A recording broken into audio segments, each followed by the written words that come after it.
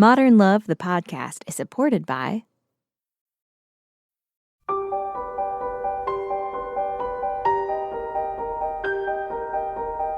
From the New York Times and WBUR Boston, this is Modern Love.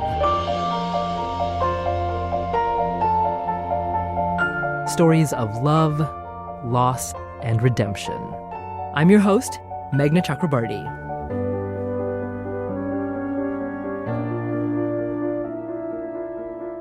In the beginning of a relationship, we walk in blissfully ignorant, with no knowledge of the skeletons that may lurk in a lover's closet. But the true test comes when the doors fly open and those skeletons rattle out. This week's essay by Carrie Sandburg takes us into the closet and back out again. Tony-nominated actor Megan Hilty reads us Carrie's essay. You may recognize her voice from her work on Broadway productions such as Wicked and Noises Off. Here's Megan Hilty reading Carrie Sandburg's essay, On the Precipice, Wings Spread. On paper, Theo appeared to be the worst boyfriend possible. 41 to my 19, a recovering alcoholic, and father to a spirited teenage daughter who lived nearby with his ex-wife. But I didn't realize any of that when we met in the summer of 1992. At the Westchester County Health Food Store where I was working while home from college. All I knew was that he looked like a young, fit Jeff Bridges, was a graduate student in landscape architecture at Cornell, and liked weird seaweed crackers. Butterflies flapped in my stomach every time he approached my register. One morning he commented on the Count Basie album I was playing on the store stereo, and we discovered our mutual love of big band music. The next afternoon, he walked in and handed me a mixtape. That Friday, we went on our first date. Over sushi, which I was too embarrassed to admit I'd never had before, I learned all about his age, his daughter, his drink and drug-filled past. The only other alcoholic I knew was my father, a violent, watery-eyed creature who'd never been sober for 12 consecutive days, let alone 12 years.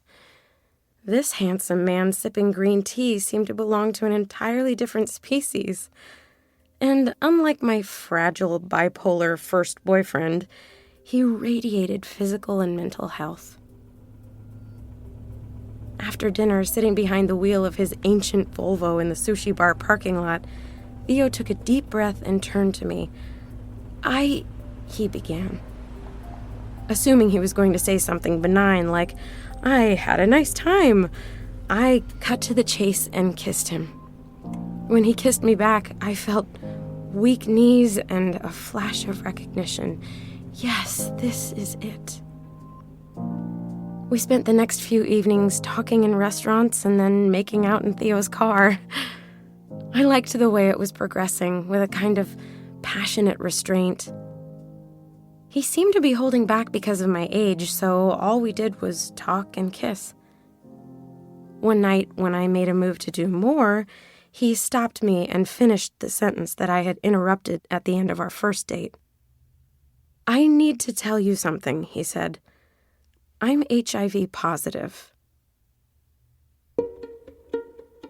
While I sat beside him in stunned silence, he described testing positive 4 years earlier in 1988 and how doctors had given him no chance of long-term survival. But he was sure he'd been infected all the way back in 1980 by a needle shared with a friend who had since died of AIDS. If so, Theo had carried the virus for 12 years and, according to recent blood work, his immune system still showed no signs of damage. Nobody knew if it was due to his sobriety, his healthy diet, a genetic quirk, or just dumb luck. In AA, they say, act as if, he told me. If you don't have faith, act as if you do until you get it. So I've decided to act as if I have a future. That's why I enrolled in graduate school, planned a long-term career, and it seems to be working, you know? He paused, but I felt too dizzy to answer. I never should have asked you out, he said, his voice thick with emotion.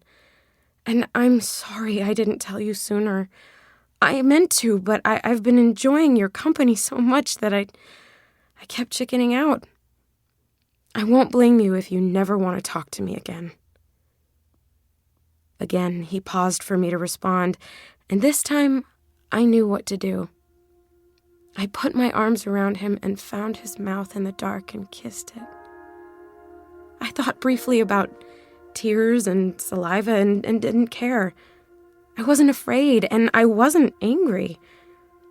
I'd chickened out plenty of times too, but tonight wouldn't be one of them. Tonight, I had been asked to believe the unbelievable, to make a leap of faith. And I did.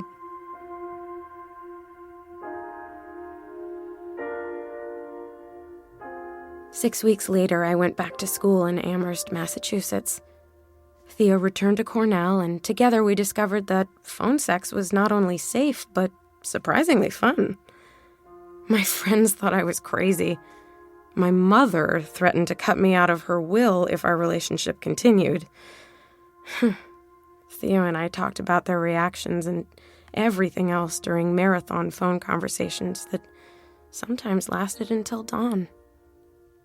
After graduation, we lived for a few years in Ithaca, New York, then spent several more on the road in a 1973 Winnebago Brave. We tried to balance planning our future with enjoying the present.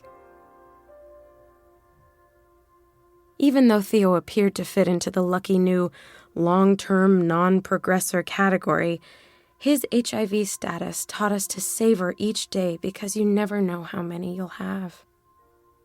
We did our best to maintain that balance sexually, too, creating a repertoire that was spontaneous without being reckless, careful but not fearful.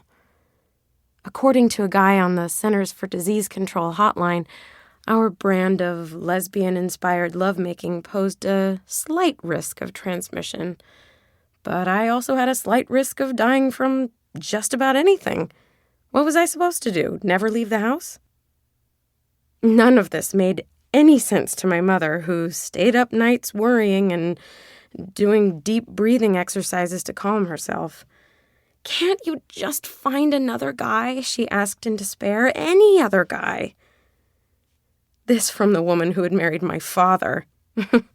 A man who looked great on paper and turned into a monster after they wed and continued making her miserable years after their divorce.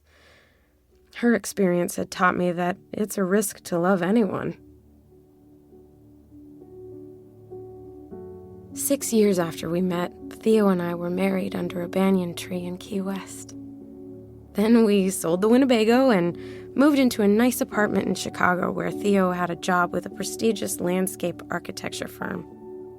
We settled down, and that, ironically, was nearly the end of us.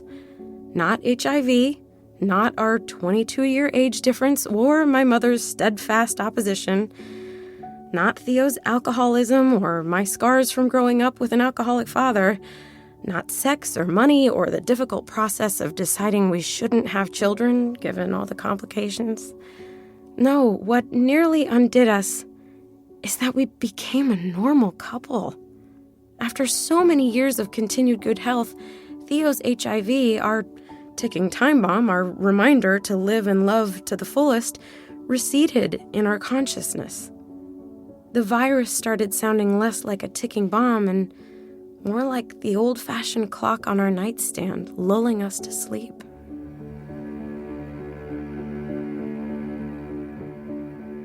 Like so many couples, we began to take each other for granted. We drifted apart. Theo obsessed over his work. I spent too much time online, and we didn't fall out of love, but we did start to sleepwalk through our lives, snoring away in our comfortable rut.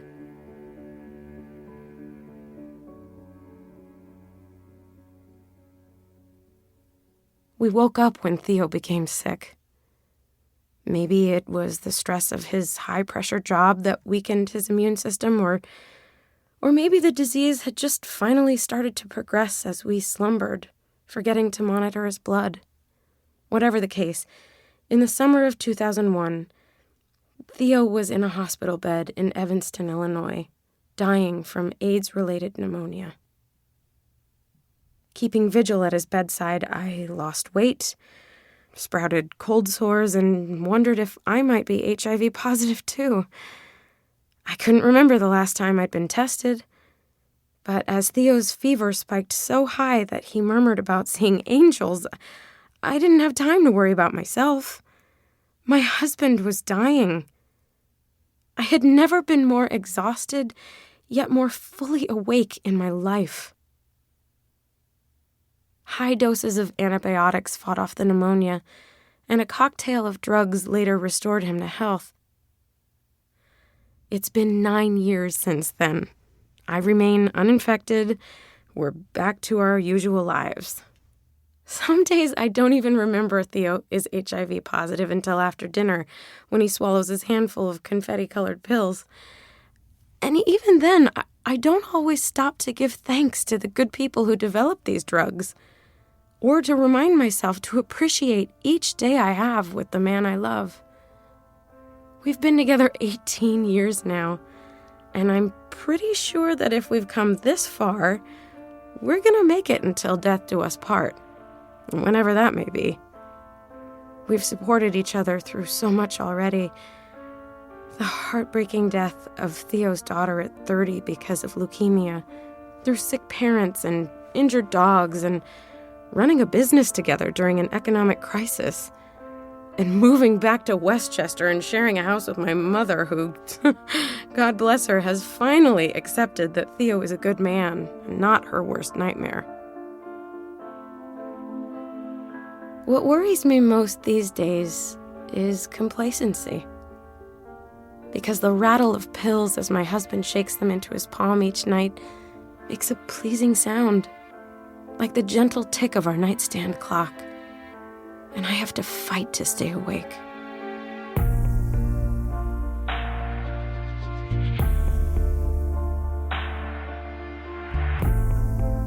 Megan Hilty, reading Carrie Sandburg's essay, On the Precipice, Wings Spread.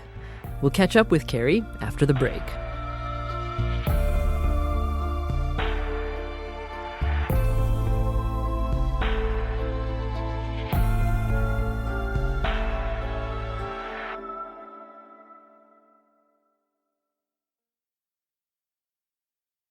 This is Modern Love. I'm Meghna Chakrabarti.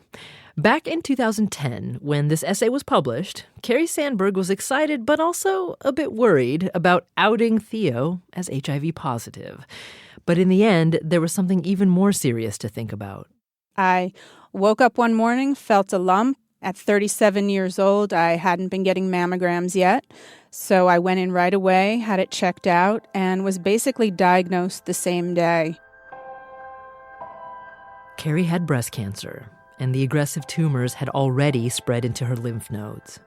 I was so used to being the person that was strong and other people relied on when they were going through medical crisis that I told Theo, don't come with me, no big deal, I'll go to the doctor, get checked out.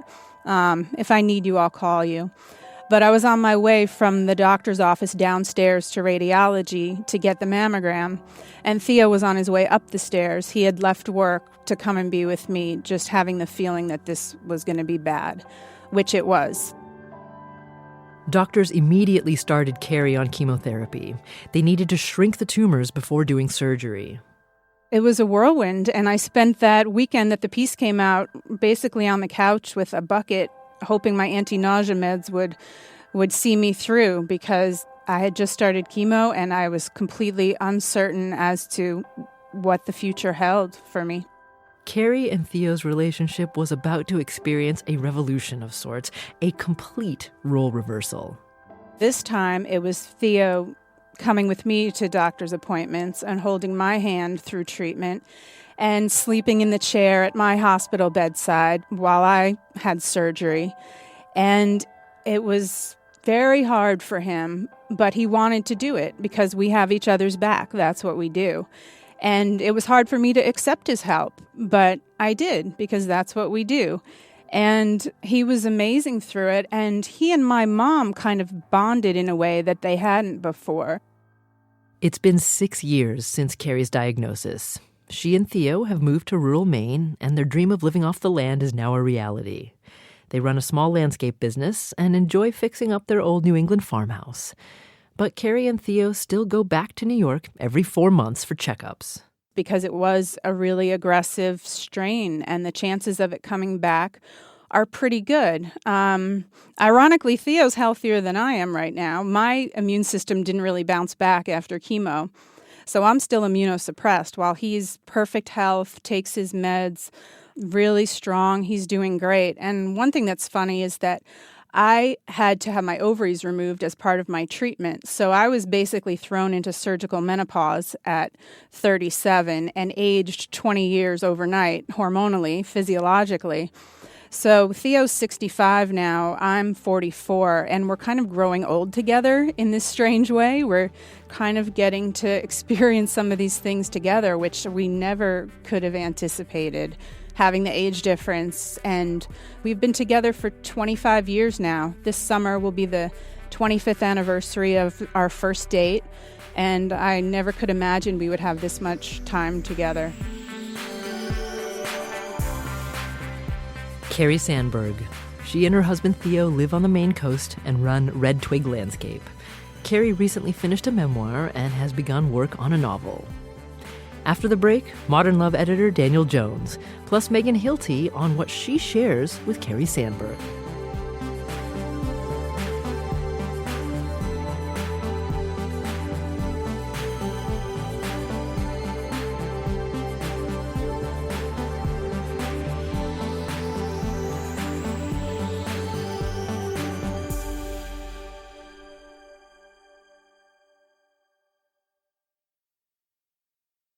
Daniel Jones is the editor of Modern Love for the New York Times. I get so many stories of people who are looking for love and have this firm idea, sometimes sort of scarily firm idea of what that person, who that person is going to be, and what kind of person they're going to fall in love with. And so often that's not who you fall in love with, and sometimes it's even the opposite of that person that you have in mind. And in Carrie's story, this is very much just love when it just happens. She meets somebody and they have a connection and everything fights against that. So I love how she goes into this with an open heart and how, this is love at its most vulnerable. Dan Jones, editor of Modern Love for the New York Times. You can read more of his ruminations on love in his book, Love Illuminated, exploring life's most mystifying subject with the help of 50,000 strangers. Thanks again to Megan Hilty for reading this week's essay. She says this piece really touched a nerve. What really struck me, honestly, is the idea of being afraid of being a normal couple or complacency or falling into a rut. As someone who is married and has been married for several years now, I completely worry about the same things, and I think that's a pretty universal feeling, and I think it was just captured beautifully in this story. Megan Hilty is a Tony-nominated actor known for her role on the television series Smash. She's released 3 albums, most recently A Merry Little Christmas this past December. She'll be on tour throughout 2017.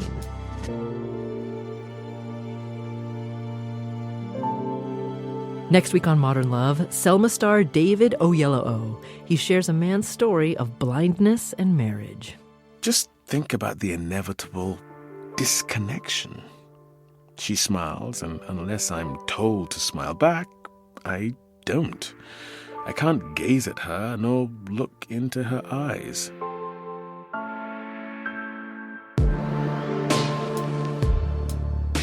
Modern Love is a production of The New York Times and WBUR, Boston's NPR station. It's produced, directed, and edited by Jessica Alpert, John Perotti, and Amory Sievertson. The idea for the Modern Love podcast was conceived by Lisa Tobin. Iris Adler is our executive producer. Daniel Jones is the editor of Modern Love for The New York Times and advisor to the show. Music for the podcast, courtesy of APM. I'm Meghna Chakrabarti. See you next week.